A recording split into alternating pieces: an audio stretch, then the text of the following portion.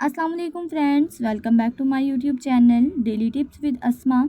आज की इस वीडियो में हम आपको बताएंगे रानिया नाम के बारे में अनोखी और दिलचस्प मालूमात। रानिया नाम का शुमार लड़कियों के नामों में होता है।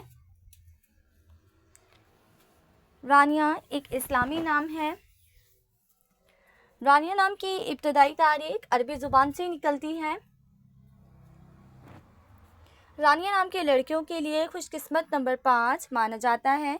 माहिरीन के मुताबिक रानिया नाम की लड़कियां बहुत बातूनी होती हैं। रानिया नाम का मतलब है मलका या रानी।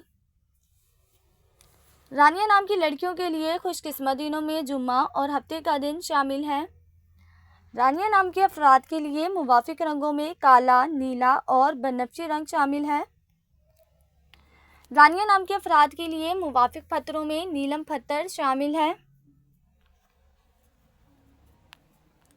खुशकिस्मती वाली धातों में हिंसों के हिसाब से लोहा शामिल है। फ्रेंड्स, अगर आप अपने नाम का मतलब जानना चाहते हैं तो कमेंट बॉक्स में अपना नाम लिखें। इंशाल्लाह हम आपके नाम की वीडियो ज़रूर बनाएंगे। Thanks for watching. अल्लाह हाफिज़।